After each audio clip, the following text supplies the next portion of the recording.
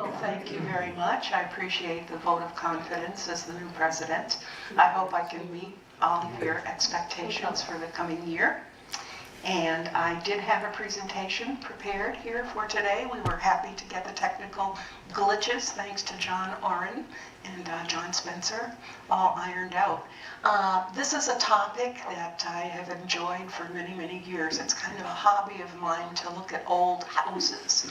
And I was fortunate enough to grow up in Lancaster and be surrounded by several of them and fascinated with them from the time I was a child to the time I was in college, to when I lived in Florida and studied them down there, from down there to up here, and then to move back to Lancaster and be able to see them in person again. We have on the slate today 12 different houses that I've identified. And in order to cover them all, it's going to be at a rapid clip because we do have a time crunch today because there's another group that needs to get in here at 3:30. So 4:30. So we're kind of going to have to not take too much time with any one particular house. But I also want to say that my research was limited in a sense as to what was available. Some of the houses are no longer standing. Some of them I did not have access to. Some of them I had limited access, and they're not in the same condition that they were originally. All of them have been repurposed or redesigned in some way, as you're going to see. Okay, so I'm going to move ahead here. Let's see if I want to start with this quotation. It was made by the president of Yale College back in 1810. He was touring through Lancaster. This is what he had to say. It's a beautiful township. The surface is extremely pleasant and even elegant. It consists of hills, valleys, and plains finely interspersed with groves and orchards in a succession of intervales. The houses appear obviously to be the habitations of gentlemen. A greater degree of taste is conspicuous than in the various other places where buildings are equally expensive. A number of polished people have always resided here, and the inhabitants at large have been distinguished for industry, sobriety, and good order. And that was back in 1810, and I hope we can keep that tradition up even today. I'm going to start up on the Old Common, and I'm going to take a tour here through a house that's no longer there. And this is the house. It's a 3-story mansion that was started back in 1776 by Levi Wilder.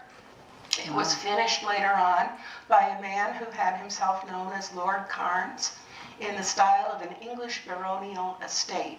And this included on the edge of the house a long circular, like a hallway where he would have plants and things out in a large, empty, open space. He would have English strawberries and various fruits and all kinds of beautiful things out of that passageway at the end of one of the houses. It was 9 feet wide and 70 feet long, so it was quite an undertaking. He had a deer park, and there are vestiges of the deer park left at that time, and also he had a pack of hounds, so he must have done some hunting back in the day.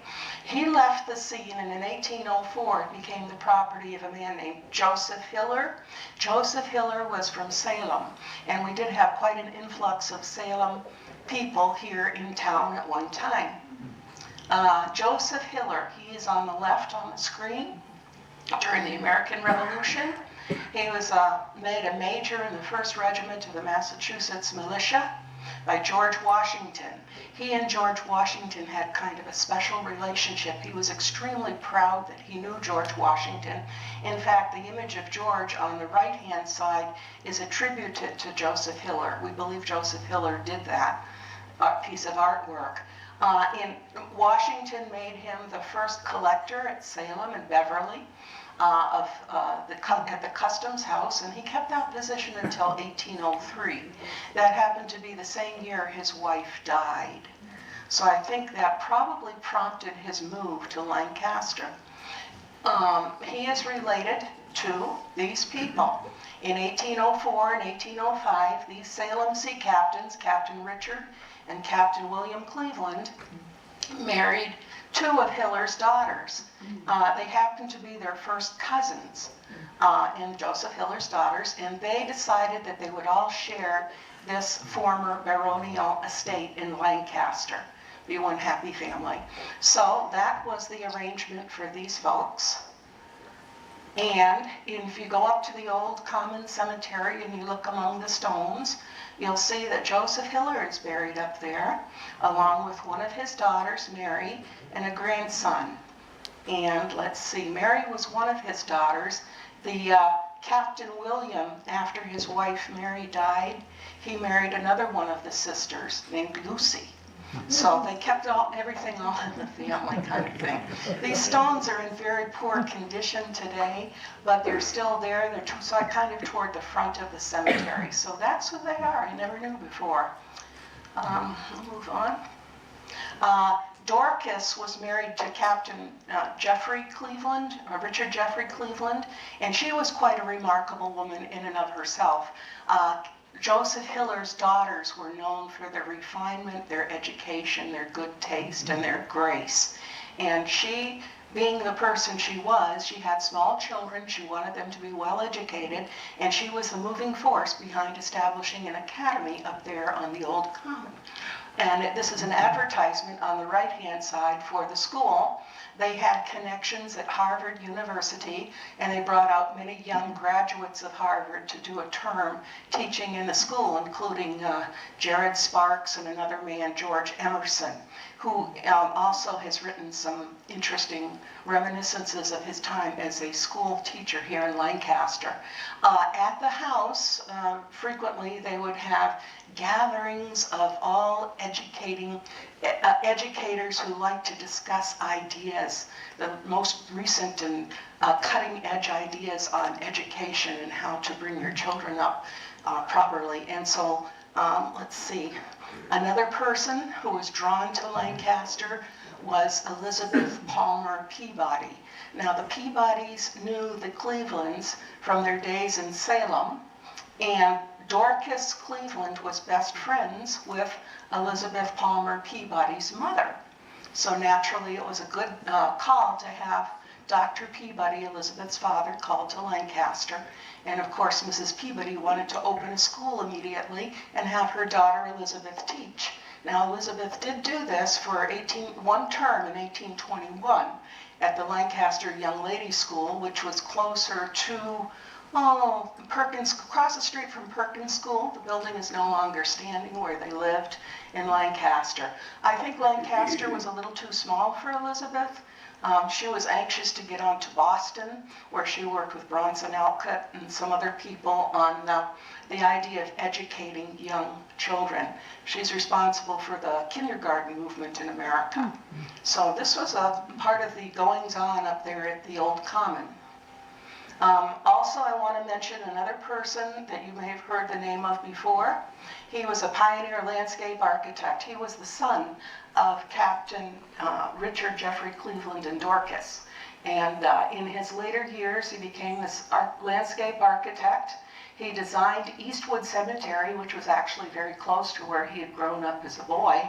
And he's also famous for being the one who in 1830, when the school was back up here on the Common, at lunchtime, the students went out to the top of the belfry at the Bullfinch Church here, and they got time to get back to class.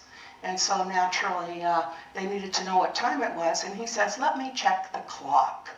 So what he did was he got up to the edge, and he kind of leaned over, and at that very moment, one of the flagpoles or something gave way. And he knew he was going to fall, so he let himself fall to the next level of the building, and that didn't hold him either, so he tumbled all the way to the ground. 56 feet, approximately. He hit a building, like a pump station building at the bottom, bounced off of that, and lay almost lifeless. They rushed him over to the inn, which was very close on Main Street, right in back of the church here is where it was located. He was revived. He came back to life and grew to a ripe old age. So that's what he's famous for, if you ever hear the story about the young man who fell out of the Bullfinch Tower and survived. And then I want to mention one other person, a very dear friend of Captain Cleveland was a man named William Shaler. We have a street in Lancaster named Squire Shaler Lane. They were best friends. They had been sea captains together. And he actually bought another house close to the Cleveland estate in Lancaster, so when he came to town, he could be close. And he bought the house for his sister, Madam Stillwell, and her 4 children. She was a widow and she had to have a place, and he was a bachelor and he wanted a place to stay. So he bought this extra house close by. Later on, Captain Jeffrey Cleveland got a job through his friend William Shaler. His fortune had kind of gone down the tubes or had been spent out, and William Shaler got appointed to be the consul to Havana. So because he was the consul, he somehow worked the connections to get his friend, Captain Cleveland, to be the vice consul. So they both ended up there in Cuba for a while. And Elizabeth's sister, Sophia, who married Nathaniel Hawthorne, actually visited them down there because it was thought that her health might improve if she was in a different type of climate. So the connections between these people are all very close.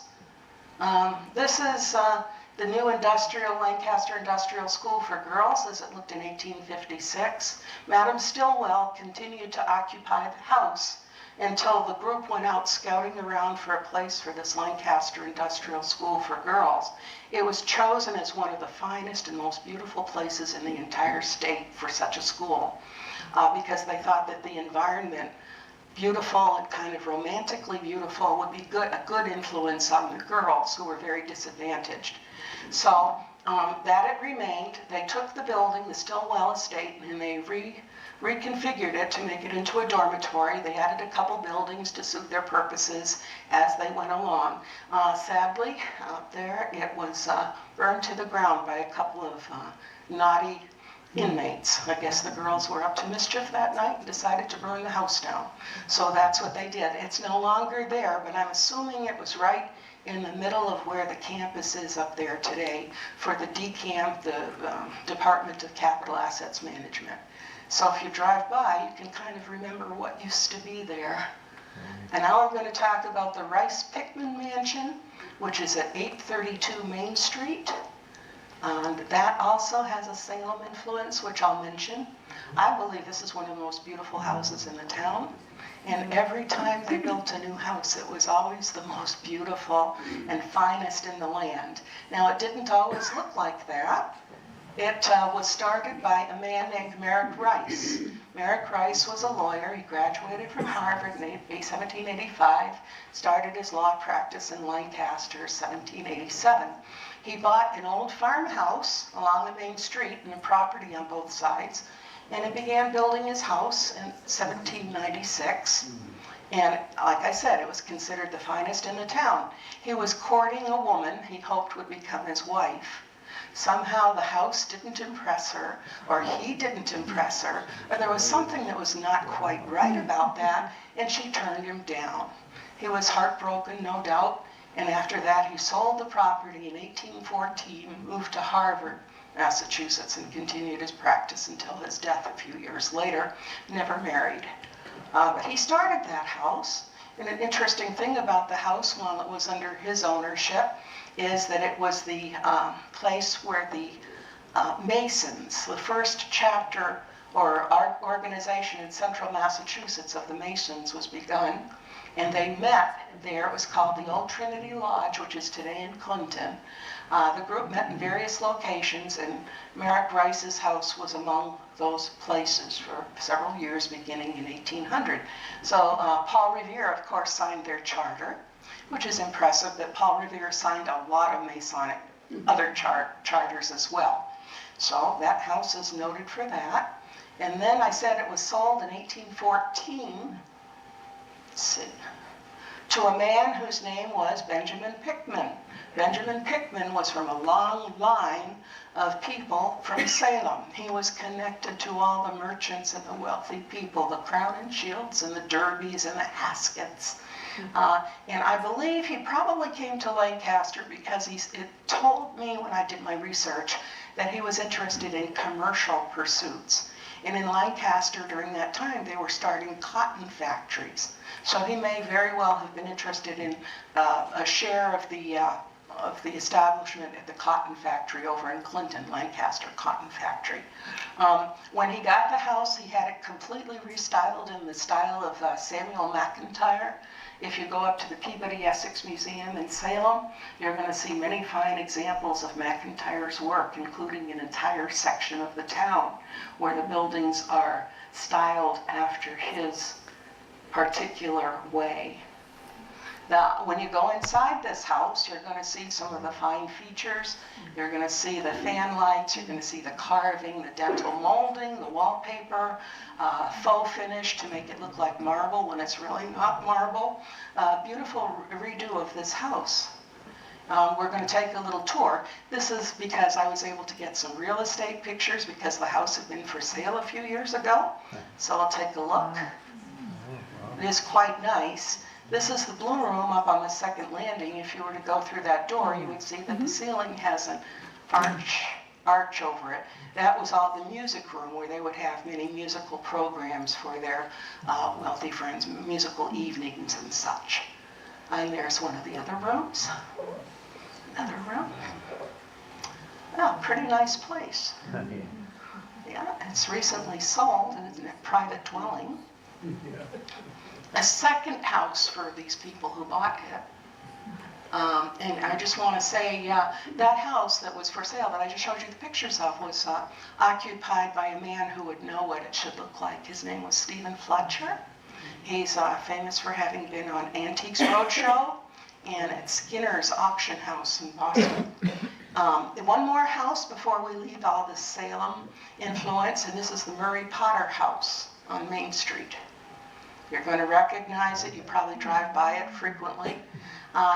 This is not an old one. This is a repro of a house. Murray Potter was a professor at Harvard. He wanted a summer house.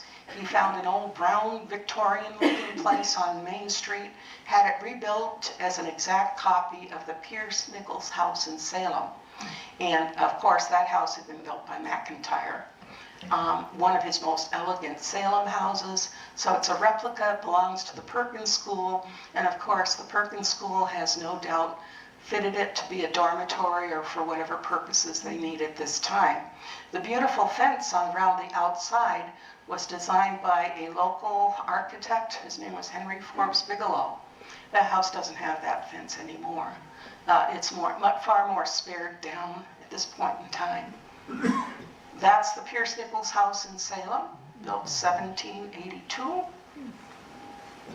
There's the two houses side by side. So you can see it's an exact replica. Nice house. Mansion house. Now this one is on my list because in town it was always known as the Mansion House. And I don't know exactly why, or I didn't know in the earlier days, but now I guess I can recognize it as such.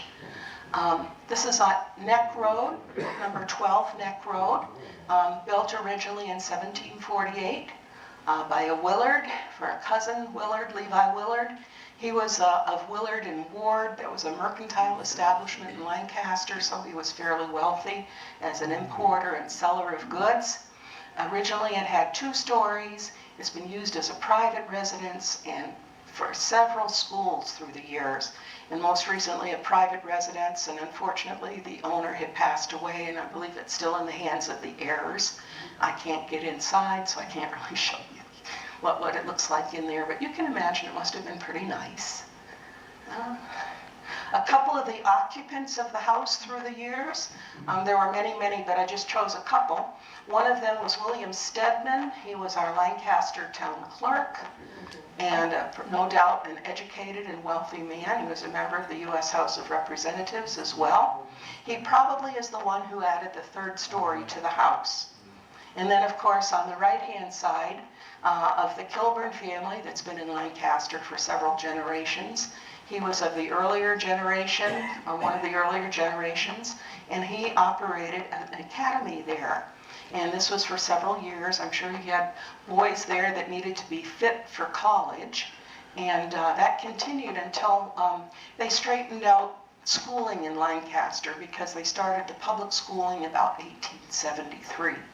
So those were two of the occupants, but there were many others. If I had more time, I could talk about them all, but I don't.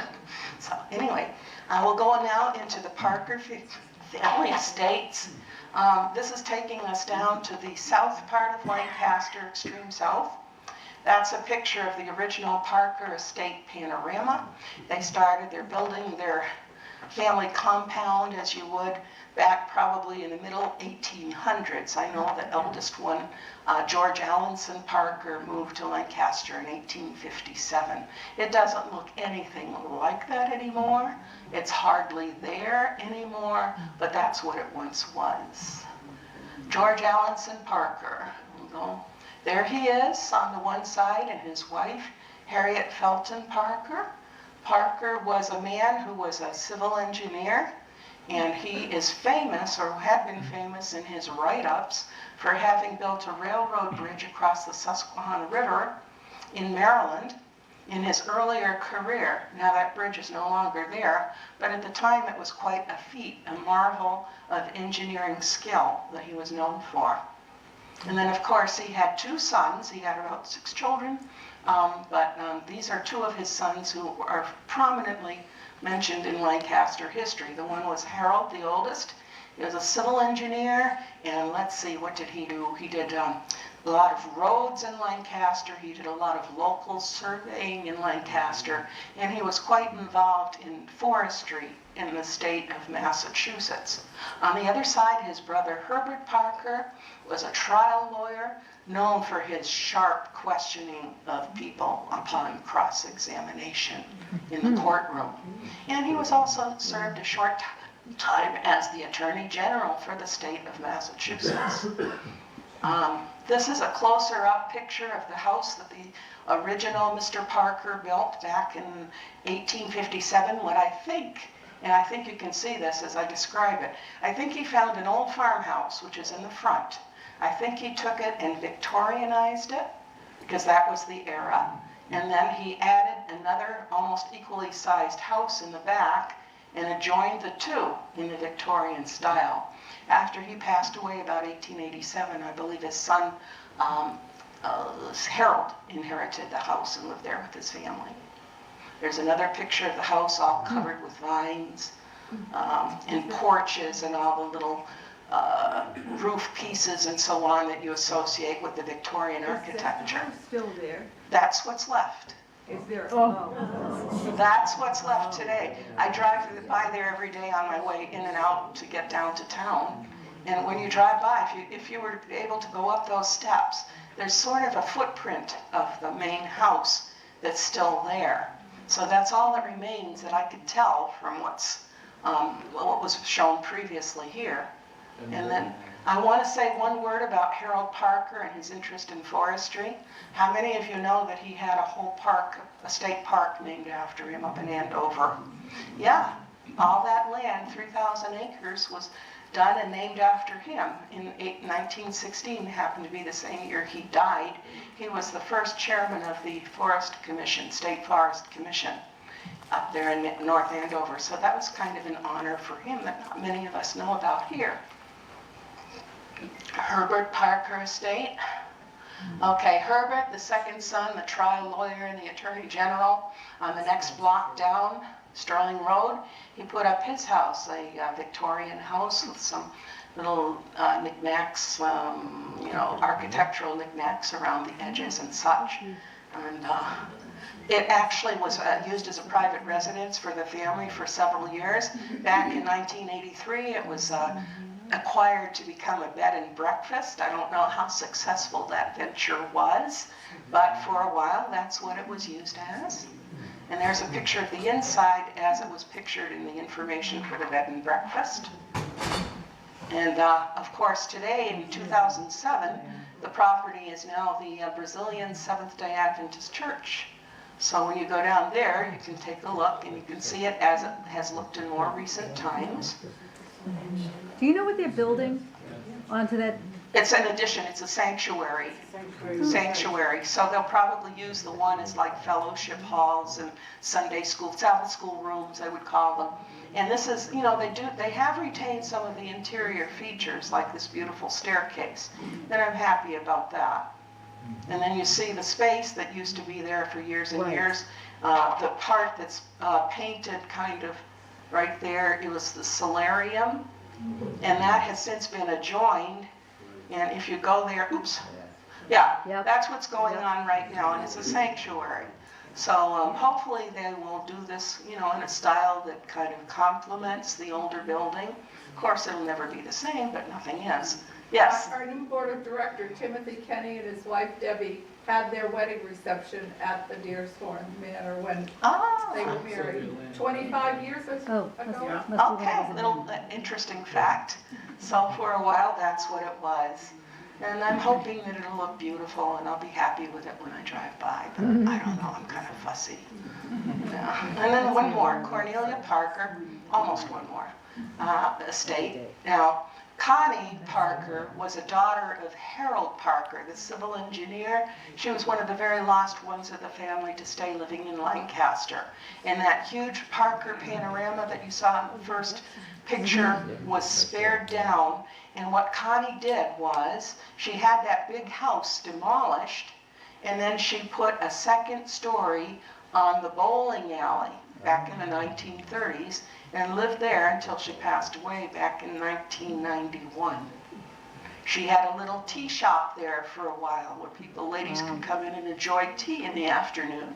Don't know how successful that was. She was an artist, had her house decorated with some of her own work. And there she is, Connie in her elder years. And she lived a good long while, had a long lifespan. And in the end, toward the end of her life, she was good enough to donate land to the New England Forestry Foundation. So this is to protect a small brook in a place called Parker Pond and the surrounding land in the area there. If you go through Goss Lane in Lancaster, a lot of that forest land that hasn't been built up is because Connie has set that land aside. So I can remember her when she was in her elder years driving around town, little old car with her little poodle in her lap. She would have that poodle in her lap all the time. Yeah, and there's one more add-on. Oh, yes. I wanted to tell you, she also is the woman who gave $10,000 to the Historical Society, of which we still have the money in the CD. Oh, that's great. Good. Well, she was a very generous woman. I wish we had been able to get her house for our headquarters, but it's expensive to keep a house up of any sort. Maintenance costs. The nephew wanted it. Yeah, and it's rented now. The nephew has it, one of her nephews. Yeah. Oh, did he? Okay, the widow. Okay, one more house. If you drive on George Hill Road, you may pass this house. This was Chester Parker. Chester Parker isn't mentioned nearly as much as the other two brothers, but he did have land on their family sort of compound area. And it looks like not necessarily a mansion style, but something that would be a fairly nice house. With, you know, it's divided into apartments, and I think it's one family and 3 different parts of the family that occupy the house. So I just wanted to mention that as a Parker residence. Now I'm going to go to a completely different area of town. I'm going up to Neck Road, and Neck Road, 509, Haygot Begigian House. Haygot Begigian doesn't sound English, does it? No English, Scottish background there. The story really starts in a whole different part of the world, because Haygot came from Armenia, which was during his lifetime and subsequently and before. Afterwards, all over, it's a war-torn place. And he had several of his family massacred. He was concerned about his people. And he himself, there's Haygot, wanted to go to America. First trip to America, he was not intending to stay. He wanted to learn skills that he could take back to his own country to start tanneries. He wanted to start tanneries and uplift his own people by providing jobs. He came to America and after a couple times back and forth, decided that he would stay in America.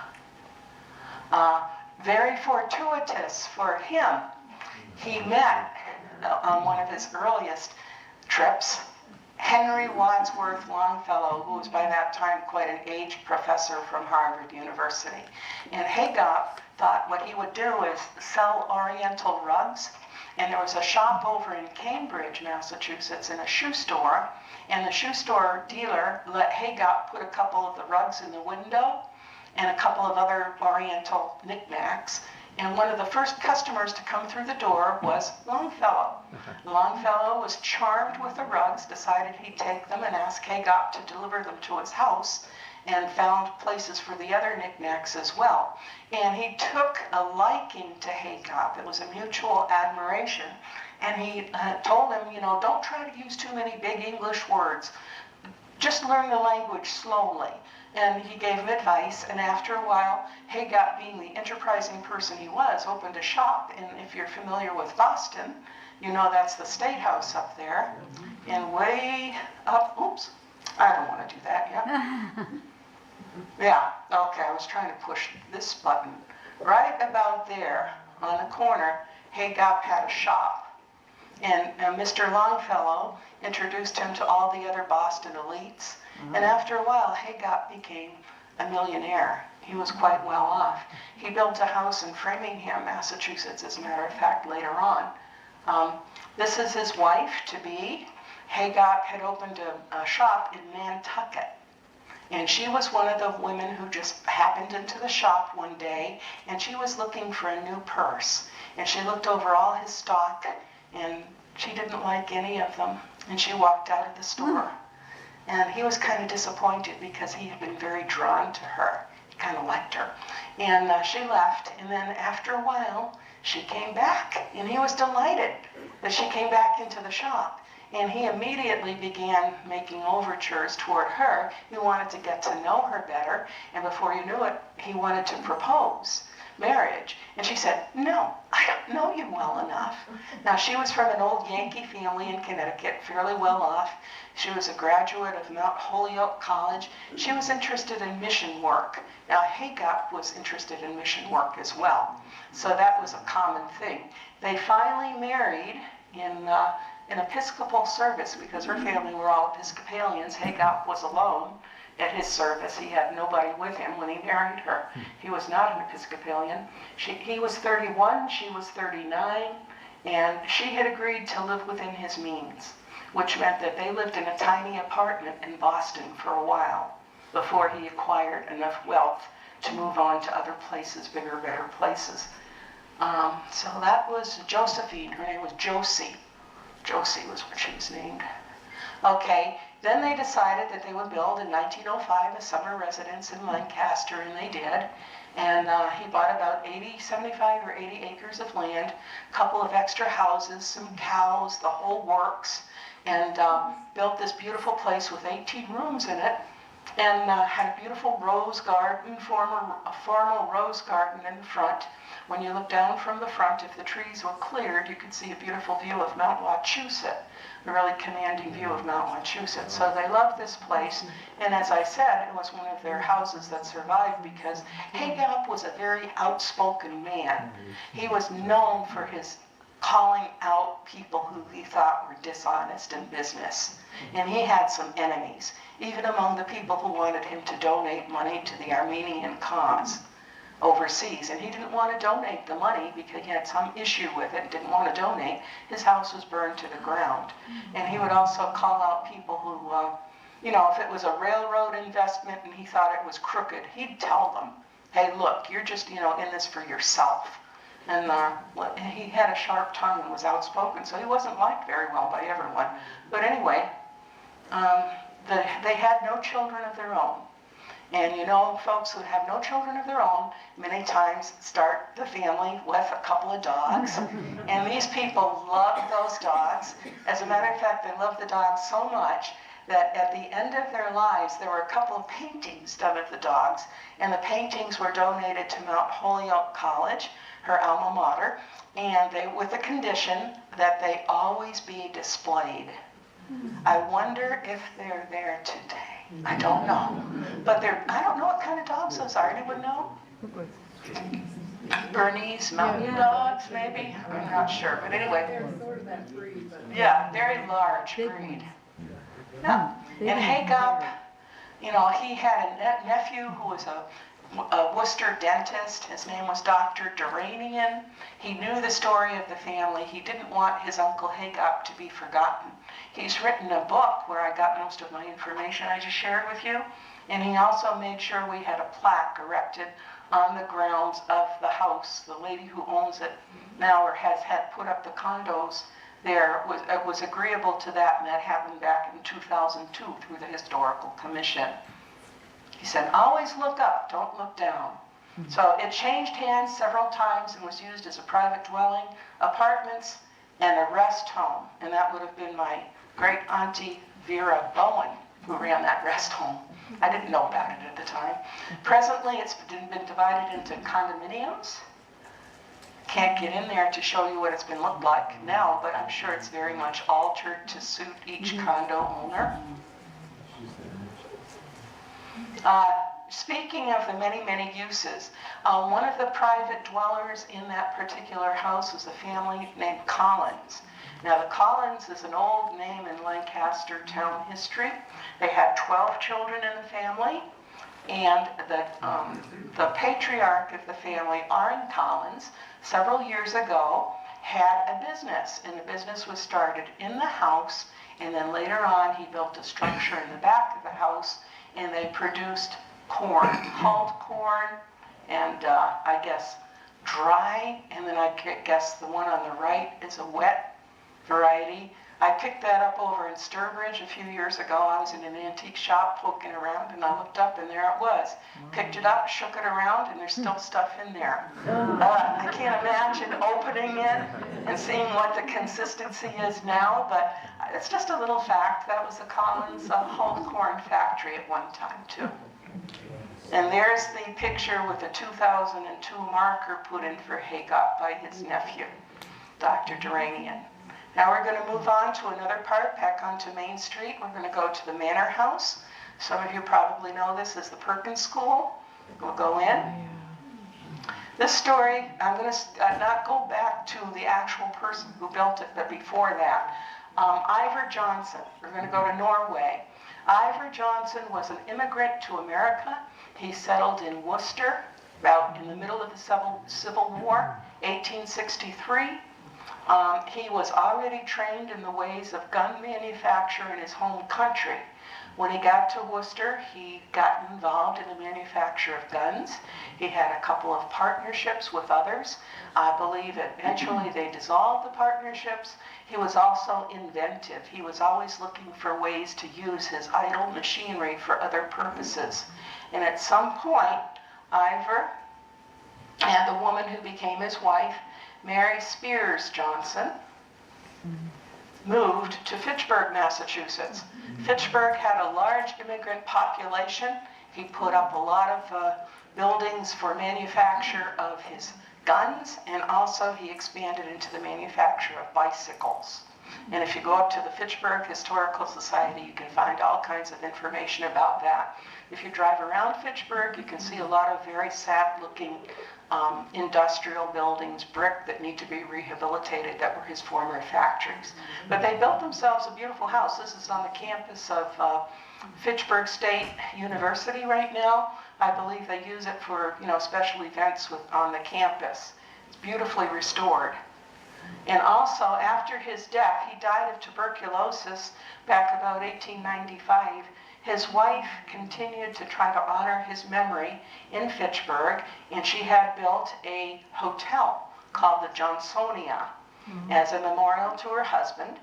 And unfortunately, it was going to be demolished as a parking lot back in the 60s. It did burn down after that. It was spared in the 1960s, but after that, it was burned. So it's no longer there, but she was a caring woman, and she had to be quite an organizer and a manager in her own right, because when her husband passed away, she took over the business. She had 4 children, a daughter, 3 sons, They all managed it somewhat together.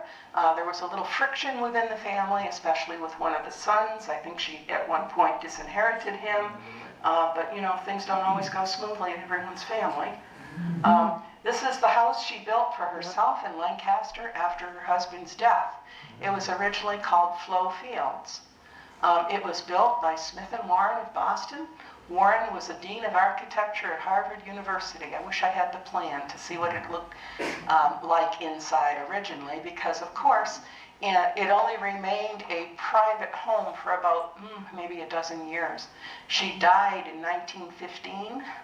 So only 5 years of the house to herself, and then in 1922 it was sold out of the family hands. Inside the house, you can see the door where I went in when I had my tour. I could only see part of it because they're very, very protective of their clients. So you cannot go up on the second floor because it's used as dormitory, and they want to respect the privacy of the students. So that's what it looks like. When you turn to the right, you go into what was formerly the library.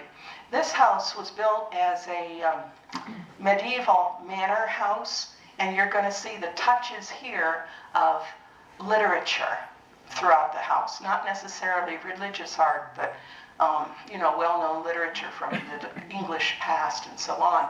So they have painted on silk all around the edge up above, a frieze or whatever, and it tells Chaucer's Canterbury Tales. It's beautiful. And then another picture of the inside with a little bit closer of that beautiful window. I had to go back a second time when the children were around so I could go upstairs and get a better picture. Yeah, there it is, another one. Beautiful molding around the staircase.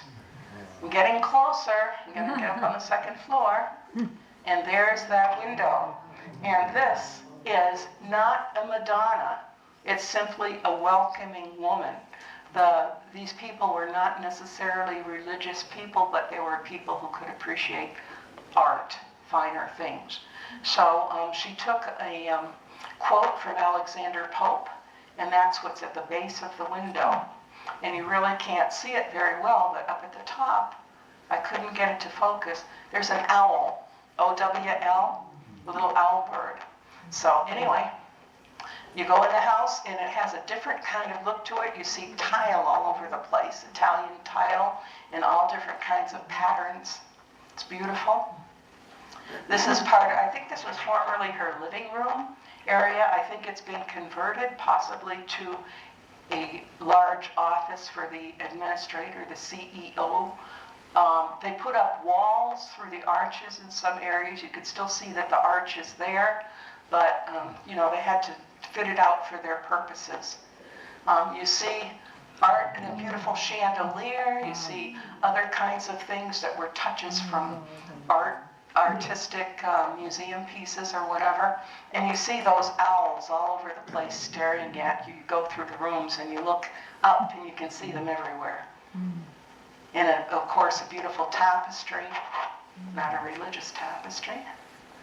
And then this is one of their conference rooms, and a detail from the conference room. And here's the Selkirk Grace by Robert Burns. It's in the dining room. They have Robin Hood and his merry men are carved in along the top here. Let's see. Yeah, those are scenes from Robin Hood and his merry men.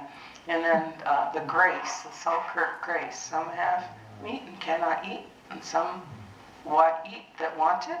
But we have meat and we can eat, and say the Lord be thanked. So Robert Burns. And then more of the carving on the wall with the oak paneling. And through the window in the back, it has kind of an arched back way when you're looking back into the dining room. And this is the mansion as it looks today. It's been the location of Perkins School since 1924. There have been some additions on this side. 1938, a whole wing put in for the family to live in, the Perkins family. And he is buried, the family, Ivor Johnson and his wife and a host of other family members are buried over in the Hope Cemetery in Worcester, Massachusetts. They had ties to Worcester as well. So that is that house. Now here's another one of those quotations about somebody who fell in love with Lancaster. There's a wonderful charm about the old town, a bewitching air of restfulness and inspiration, an exquisite mingling of hill and valley, of lake and woodland stream, of fertile fields and meadows, of quaint farmhouses and modern mansions that the camera can only but imperfectly picture and the pen can only too inadequately describe. Whether seen from a drive through the woodland uplands and dells at the northern extremity of the town, or at sunset from the top of Ponican Hill with Mount Wachusett in the distance and the encircling foothills along the wide horizon. It is beautiful, Lancaster, indeed. Beautiful, always. I messed up a couple words, but anyway. The people were still in love with it 100 years later. First quote I gave at the beginning was 1810. This is 1905. I believe she came to take a look at the Thayer mansions. And here they are, the Lancaster Thayers. And I'm going to treat their mansions all as a whole. A lot of people get them confused because there's so many of them. So I'm going to start. There's 4 generations. They first came to town with the Reverend Thayer. He was the minister of this very church here that we're attached to today. He had several children. 2 of his sons went to Boston. It said in the newspaper article they walked to Boston and made a fortune. One of them died early. The other one, his name was John Eliot first. Nathaniel Thayer II, and the second generation, lived on to 1883.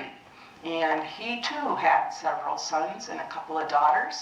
So he was the money maker, the fortune builder in the family. And then his sons, he had 5, but only 4 survived. We have Nathaniel III, EVR, John E., and Bayard Thayer, or Bayard Thayer, a variation on pronunciation. Only one son in the 4th generation built a mansion in Lancaster. By that generation, the Thayers had a lot of girls.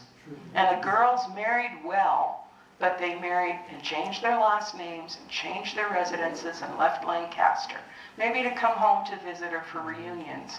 But there was only one mansion in the 4th generation. So now you've got that all straight. Yes. Okay, here's a picture of the parsonage. That was the home of the Reverend Thayer originally. And if you look here, if you had a close look, you'd see that there is a well sweep there. That's still there. If you go to the what I call TPAC, Thayer Performing Arts Center, you can still see that well sweep in the front lawn. So that was the minister's house. He died in 1840. His widow survived on until 1857. I don't believe the millionaire son had the heart to take the house down while his mother was still living. That's my idea. She lived until 1857. So there's the Reverend and his wife. I'll just show them who you are. She died in 1857. And we're going to go into the homestead. There they are, Nathaniel II, the fortune builder, and his wife, Cornelia V.R. Thayer. The V.R. stands for Van Rensselaer. He married sort of late in life, but when he married well. He married into the Van Rensselaer family from Albany, New York, along the Hudson River. So she brought all of her family name and fortune into the marriage as well. And there is the Victorian villa that he built for himself. He loved Lancaster, was very attached, had a beautiful home up on Beacon Hill. Thayers populated Back Bay when Back Bay was just beginning and getting beautiful. But he built that as his Lancaster residence, 1865. In 1865, he was retiring. He was getting out of the business that he had been in previously with the railroads and the stocks and bonds and the textiles. And when he sold his business, he sold it to a company called Kidder Peabody. And they took the business over, and he had all his fortune to disperse or spend, you know. And he made his residence Lancaster. I think about 1870 it became his official residence. There's a picture of the house in the 1880s. And this is interesting because it shows something that you don't see very often. At one point, they made an addition onto the back of the house. And that is no longer there. After he died in 1883, I believe the house went to his son, Nathaniel III, who married well. He married Pauline Revere Thayer, the great-granddaughter of the Midnight Rider. She became an instant stepmother. She had 3 stepdaughters from his first marriage. His first wife had died suddenly. And there's Anna, the tall one in the back. And then the little one closest to her is Sally. And then you've got Cornelia. So she was instant stepmother. And immediately when they get the house, well, not immediately, but sometime thereafter, she decided she wanted to remodel the house. So they called in the best of the Boston talent. This man is named Ogden Codman. He had many commissions for the Lancaster fairs in Boston, Newport, and Lancaster. And he worked on the Homestead, Hawthorne Hill, and Crown Ledge. And there is the homestead after his remodeling. Wow. He's the one that put those great huge wigs on either side. It was kind of like a colonial revival gone wild. He really let it go because, it's not restrained. It's very, very large. And there's the staircase. That's the part that was retained from the earlier house, and it was supposed to be one of the most beautiful staircases in the entire New England area, I should say, and it is beautiful. And there it is from a different vantage point with the tapestries on the wall, with the Palladian window showing in the back, a beautiful place to stand if you're a bride and groom and you want your picture taken. Staircase looking up, it's got the 4 stories to it. And there's the Palladian window that's so special that looks out on the back. That wing had to be taken off so the Palladian window could go in,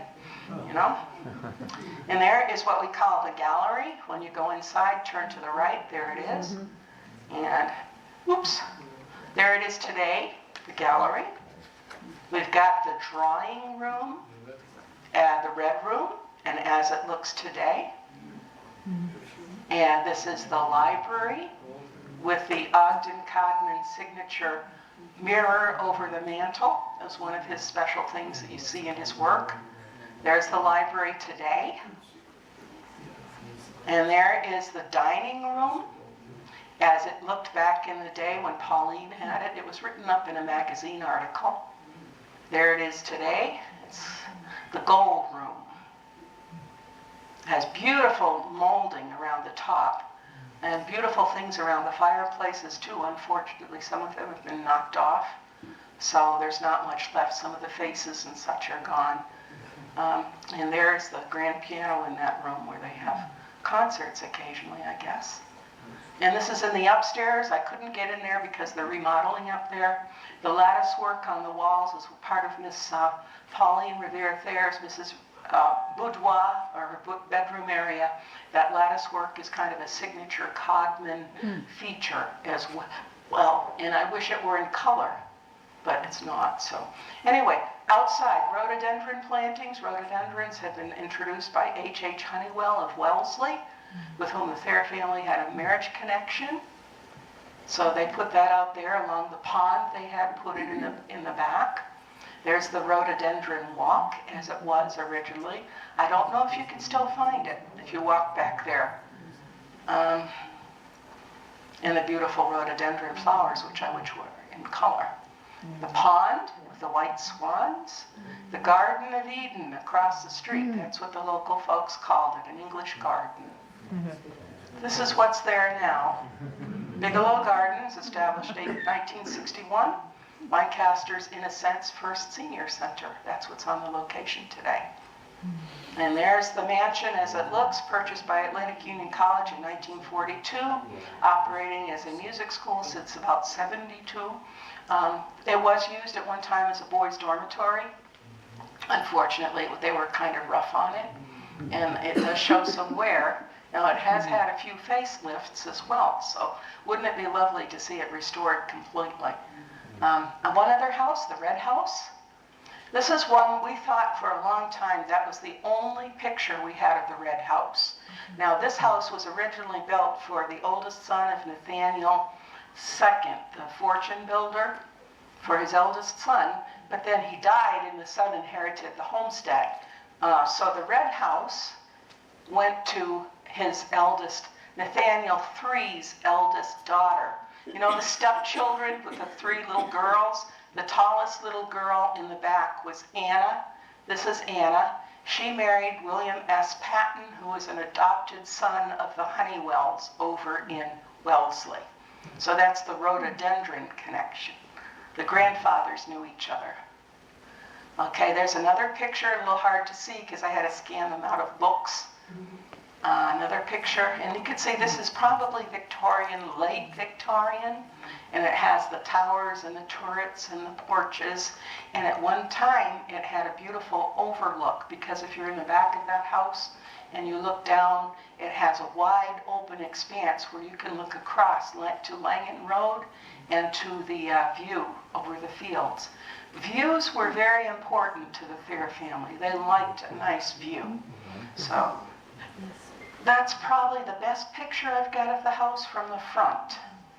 And I think that porch that was retained, the stone porch, was probably overlooking the expanse over this way at one point. Anna lived there with her husband. Her husband died early in life. She eventually moved to Lenox, Massachusetts, and married the Archbishop Davies. And they lived in a house over there called Edgecombe, and this is the only thing that she took from the red house in Lancaster, the door. I visited over there in 2011 looking for Edgecombe. It was still there. I got a picture of the door. It's since been demolished, so it's not there at all. Because even in Lenox, with all the fine old homes they have over there, they don't save them all. And this is the view of the house. The red house would have been up on the hill, and the Thayer homestead is further down. So they have changed the configuration of the land. Bigelow Gardens is down the road a bit. That's what's on the site today. And of course, when you put this building in, you had to flatten out the hill. So that is the Atlantic Union College conference office. It's been there several years now. Fairlawn, across the street. This is the Elm Grove, and it was the residence of Francis Ball Fay. Now, he was the original superintendent of the Lancaster Industrial School for Girls, but he loved Lancaster, and he wanted to stay living there even after he retired. He died in 1876. This is on the corner of George Hill Road and Main Street, across from what I call the boys' dormitory. And it was moved up the hill to Heritage Lane because the Thayer family wanted to put a different house in here. So this is the house after they moved it up the hill to Heritage Lane, where it still is today. And they moved it using logs and oxen, rolling it up the hill. Not an uncommon practice back in that day. This is the English stick style house. And these are fairly common on the northeast coast of Massachusetts, on Massachusetts' Gold Coast, up near Beverly, Pride's Crossing, and places like that. Shingle style, built in 1888 for EVR there. There he is with his wife. She's in silhouette because I never have been able to find a good picture of her, so the silhouette stands for her. He, built that place. I think the brothers tried to outdo one another with their homes. I really think there was a competition among them. There's the back of the house. Now, the back of the house doesn't exactly look like that now, believe me. And there's some features of the house. They have that beautiful carving, the beautiful leaded windows in the back. More leaded windows. I pressed my nose up against the glass and got a better picture of the staircase. There's the inside. I pressed my nose against the glass again and got the picture. It kind of has a large fireplace, almost like a walk-in fireplace, and all this oak paneling with the timbers across the top and the beautiful windows. And that's the back as it looks today, like a couple weeks ago. You can see it needs a lot of work. The eaves are rotting out. I did get a new roof last year, which was a good thing. And you look up and you see all these details. You see the covered pieces at the corners and the moldings and so on, little bump out things. It's quite nice. There's a picture, a wedding picture. EVR Thayer had 3 children that grew to adulthood. He had 2 daughters. His daughter, who is the bride, And somebody said her face could stop a clock because she wasn't smiling. But anyway, her name was Catherine. I wish she had smiled. And this is a picture. She married Russell, this man, Mr. Russell, who was a son of the fire chief in Boston, which I guess was a big deal. And he didn't live very long. Then she moved to California. And if you could see the pictures I did in 2010 on the Fair Women, she had a beautiful, gorgeous place out in California. And they enjoyed the freer lifestyle out there when she married her second husband. And his name was Cate, C-A-T-E. That was his last name. He was an educator. And this is the stable for EVR Fair. No longer there. It became part of the campus at Atlantic Union College. And that's what's there now. It's no longer there. It's just an open space. There had been another science building on the site that was taken down. The new brick building in the back was put up. But the carriage house had formerly been the printing establishment for Atlantic Union College or the conference. So that was all done away with later on. And here's one of the gardeners. This man is famous. You may not have heard of him, but he is famous if you're a horticulturalist and you like orchids. His name was Orpit. ABR hired him in 1888. He was just a new immigrant. Put him in charge of 300 acres in Lancaster. He arrived, no orchids, no greenhouse. When he left after 20 years, which is about the time his boss died, 1907, there were 6 greenhouses and most of them were full of orchids. There's a picture of one of them he named after his employer, Cattleya thariana. And that's one of many, many, many varieties. And then, of course, after he died, the EVR died in 1907, the property went to his daughter, Susan, who's on the right. And Susan married Henry Forbes Bigelow, who was of the Forbeses from Clinton. Now, he was a professional architect.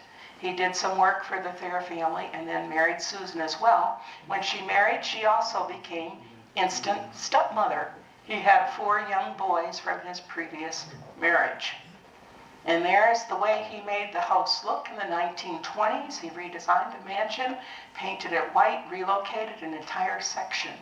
In 1965, the White House and South Section became part of Atlantic Union College campus.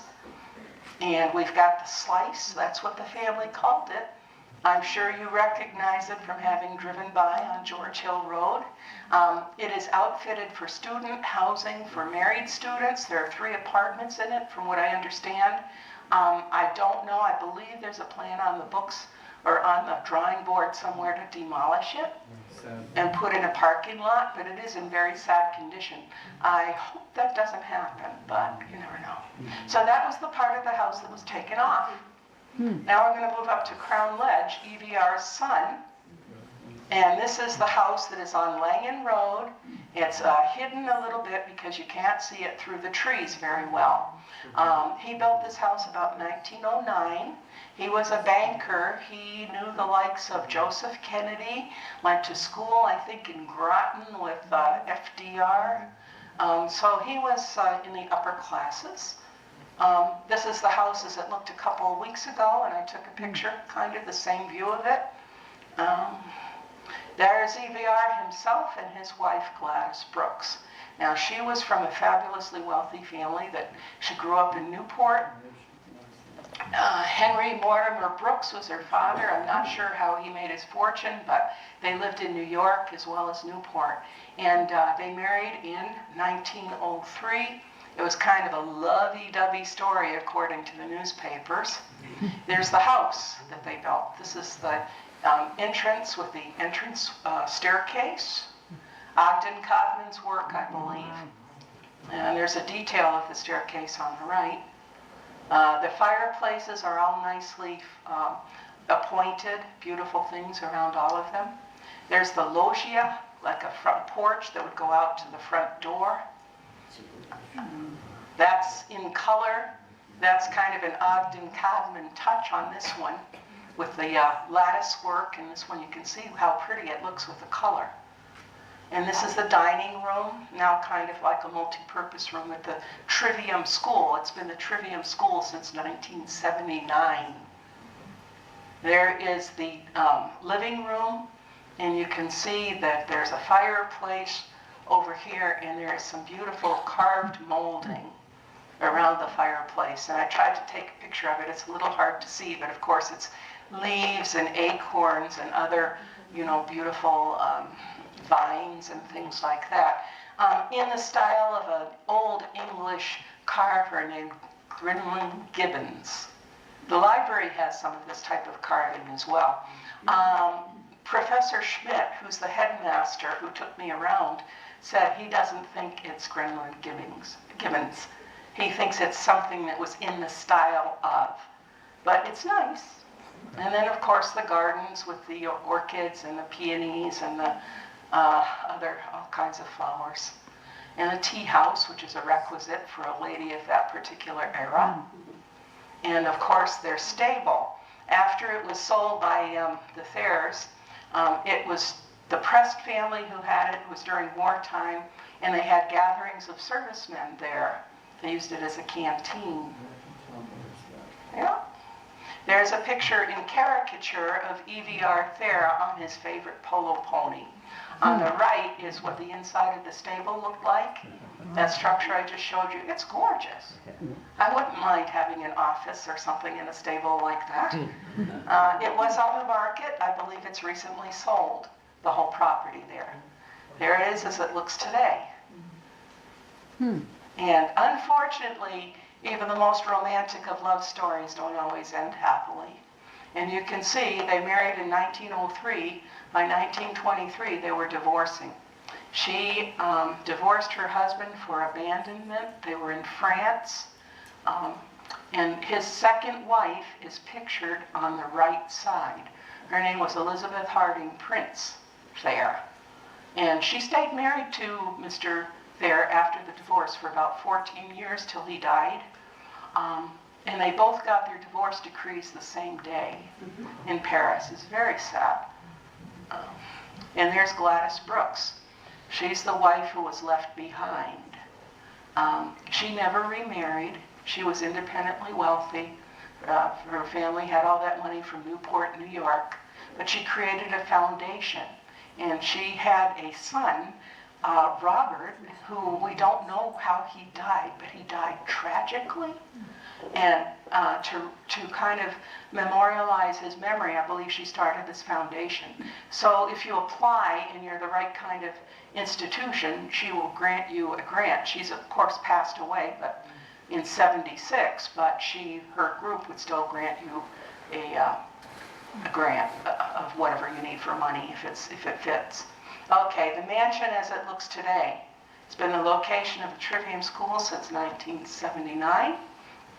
And here is a picture that I was standing on the front porch right there in the middle of the house. Okay, and yeah, here I am. If those trees, at one time there were no trees. It was all open space. So from Langham Road, and if you were standing on the steps of the front porch, which I just pointed out, and those trees were not there, you would have right through this pine tree, direct view of the cupola of the church. Views were very important to the Thayer family. They didn't leave anything to chance. When they sited a house, they would site it in the best possible way so that they would get the best advantage of a view. Views are very important to organizations like Trustees of Reservations in Massachusetts. They love to acquire things with views. I wish this still had that beautiful view. You'll see that when we go to Hawthorne Hill. The same thing was true. I even think the same thing is true out on our green. I think the door of the church and the door of our former town hall are directly lined up on purpose because they wanted that direct line of sight because those types of things were important to them. Okay, there's the twin brothers, the two youngest brothers. They were born during the Civil War, 1862. John E. on the left, Bayard on the right. John E. Thayer Estate. Those are Audubon prints. And in the middle down below is the Great Auk, A-U-K. Johnny Thayer was interested in preserving extinct birds, or the taxidermied representation of the extinct birds. So this is where he sited his house, and look at the view there. A panoramic view of George Hill. The Tudor-style house was his house.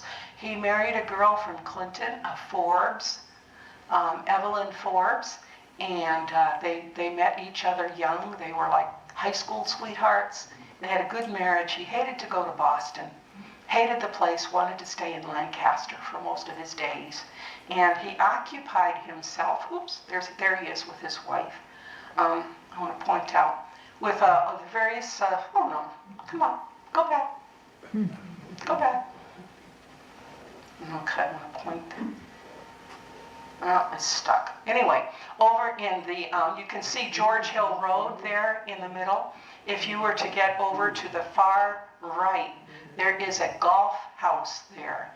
He had a golf course put in for himself and for his friends, associates, or visitors, or whatever, so that they could all play a good round of golf.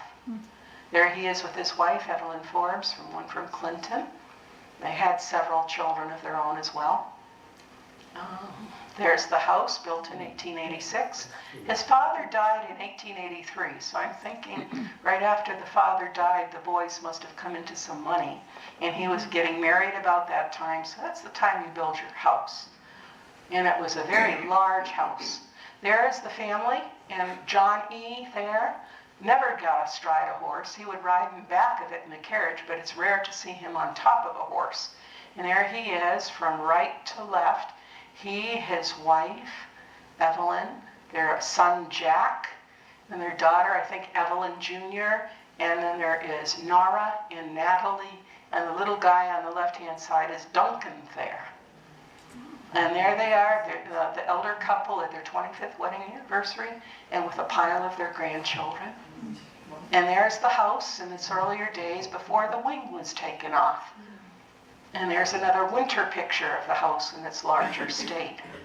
And there it is a little bit. I don't know whether the wing is on there or not, but it's another view. I can't get in there. It's privately owned. The person who owns it is not amenable to having anyone even ask any questions about it. So couldn't penetrate there. Charles Sprague Sargent was called in by Mrs. Evelyn Forbes there to work on her gardens. Now, he was appointed the director of the Arnold Arboretum in Boston. The picture of him on the left was drawn by the gentleman on the right. In the picture, that was John Singer Sargent. The men were cousins. And I think it's a good likeness.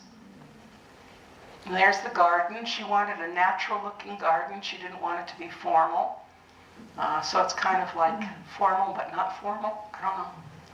And there it is, another garden pathway leading on up to the house with his advice given. And there it is, still a private residence in 2019. In the 1940s, when Duncan Thayer occupied the house with his 5 daughters, it was too expensive to keep such a large house, and that's when they spared it down and took the wing off. So it wasn't nearly as large as it had been before. And of course, they had a beautiful stable too. One of Duncan Thayer's daughters, Priscilla, was a horsewoman. She loved horses, and she lived in her later years in the stable, in an apartment up at the top, and she rented stalls and probably gave some riding instruction, and that was her business. She just loved doing this. She died in 2006. She's buried down in the Old Settlers Cemetery with her family. And there's the Thayer Ornithological Museum. You know, this is part of the campus of AUC. Thayer didn't go on these trips by himself, but he sent people to go. And they would pick up things like gull, name it after their benefactor, Mr. Thayer. And there's that great auk, which is extinct. Mr. Thayer had an opportunity to buy the extinct eggs. And that was a big deal. He wrote it up in a magazine article. I've got the great auk eggs. And they were at his museum. Years later, when the museum was discontinued, the collection was given to Harvard University, which was his alma mater, much of it. Okay, Hawthorne Hill. This is the last one, folks. Hawthorne Hill, up on George Hill, at the top. There's a picture of it, built 1903, 1904. Bayard was the last of the brothers to marry. And just a word about the close-knit Brahmin family. See if you can follow this. Okay.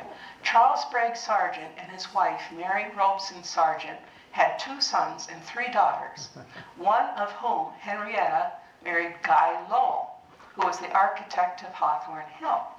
Henrietta's mother, Mary, had a sister, Alice Robeson Thayer, who happened to be the widow of the Thayer brothers' deceased sibling, Stephen V.R. Thayer, who had passed away in 1871 at the age of 24.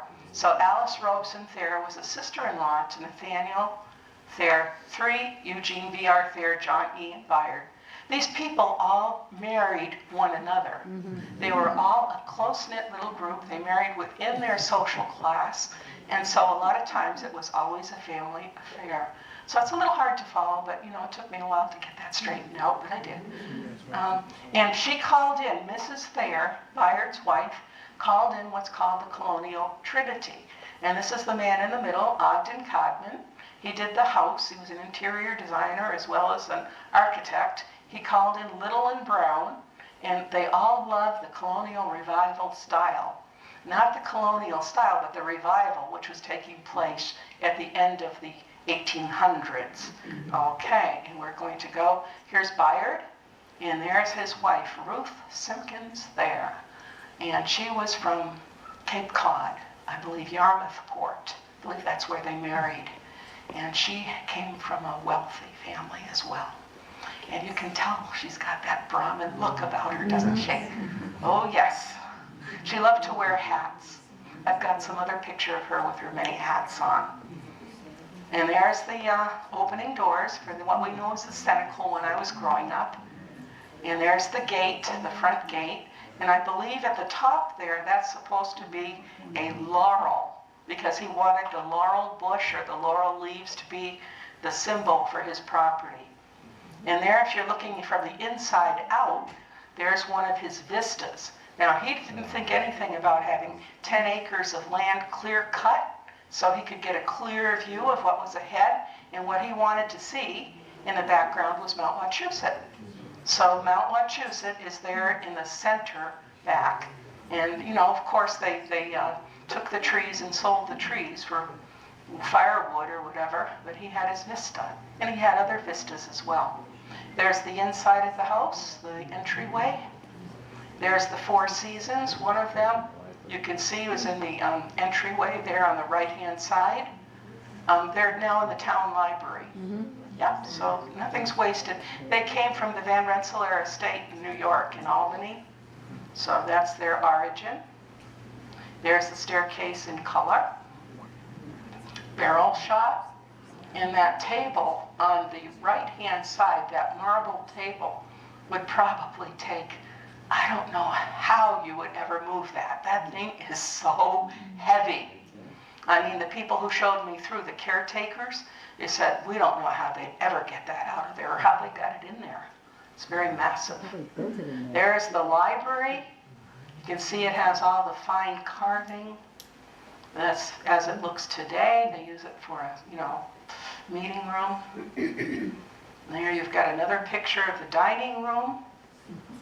Dining room as it looks today. Of course, you know, with the Ayurvedic Center, they needed a dining room because they'd have people come up and spend a week or weekends or come up for the, you know, the treatments. So they'd need to feed them. There's the kitchen.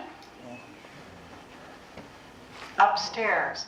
Now, when you go up the stairs, the family quarters are all arranged around the staircase. And there's probably about 6 bedrooms, and they all adjoin one another through a series of doorways, so you don't have to come out in the main hallway at all to get from one room to another. So that's kind of a nice arrangement. That's the Michael Jackson bedroom. That is also known as the master bedroom for Ruth and Bayard Thayer. And Michael Jackson is confirmed. He was up there several decades ago for treatment, and they gave him this room to stay in. And yeah, they verified that. The people that are there now caretaking have been there since 2011, but they know the people who were there before, so it's pretty true. Okay, that's the back view looking east. You would see this, if this were in color, you could see the vista, you can see the cupola of the church. There, if you're going down the gardens from the side of the house, they had lilac bushes there on the left-hand side that were just small. Every variety you can possibly think of. All different colors, gorgeous plan. They had a temple. You know, these people, Little and Brown, the architects that, for the gardens, put this in. Fairs didn't like it, so they had the temple taken down. I don't know why they didn't like it. It's kind of ostentatious. There it is, another view with this sort of close. Another view of the same with the fountains dribbling the water from it. And there's the pergola. This is the Italian garden that was there. And getting a little closer, there's a grotto and a bathhouse there with a statue inside. The statue's long since gone. There's a large basin with trickling water coming down. The garden is arranged from the house. You go down 1, 2, 3, 4, 5. 5 levels of garden. So we're about maybe third tier down.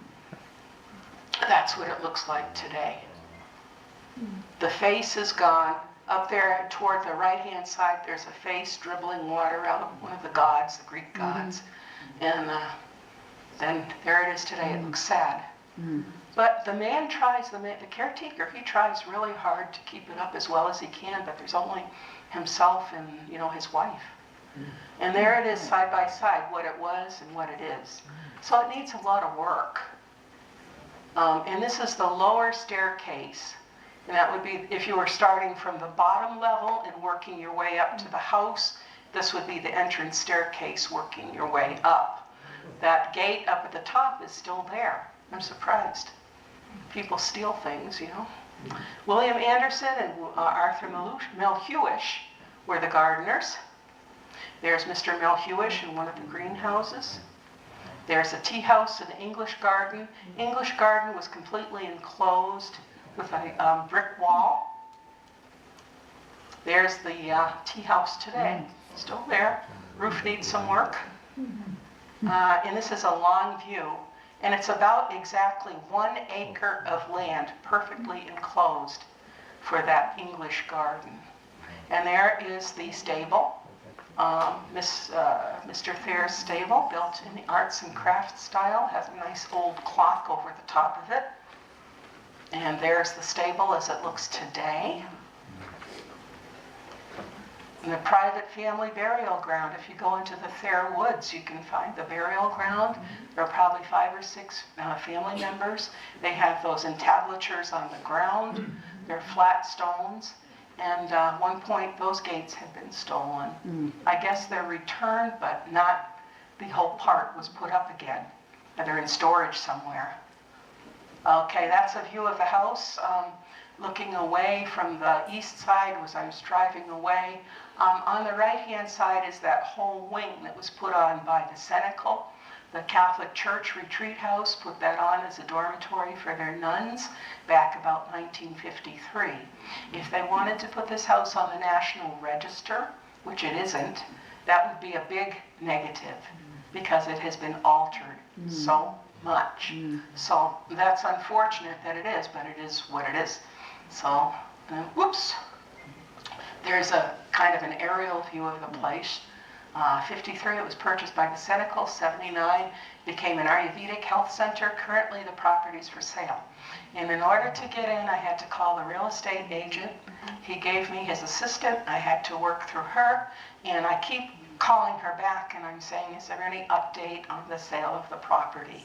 And she'll say, nope, can't tell you, not yet. So it's still for sale. I understand it's kind of, someone is negotiating, someone who wants to restore it pretty much to what it was before. And then in back of that person is someone else who would rather develop, put houses in. Yeah, I've heard of that. Yeah, so it's uncertain yet. And of course, the real estate folks will not tell you. exactly what the status is, and I can understand that. So anyway, almost the end. And I think, Michael, you beat me to this because this was going to be my next thing. There's those doll houses we were talking about. Ah, yes, we've got 4 of them. Now, this is only a small portion of what Herbert had in his collection, but we're trying our best to give a small representation of what he had. So those are 2 of them. There's the other 2 of them. The very, very special one that John Shoemaker Hardy spoke about is on the right-hand side. That's the 1840 townhouse, Chandler Parsons' house. And That's Miss Marcia. there's Marcia. And she is our most faithful volunteer. And she has refurnished one of those rooms in that little bakery house. And each room costs about, should I say, did you tell them? $250. $250 will furnish one room. You can get it So, black. anyway, now we've come to the end. Thank you for attending, and we hope to see you next season.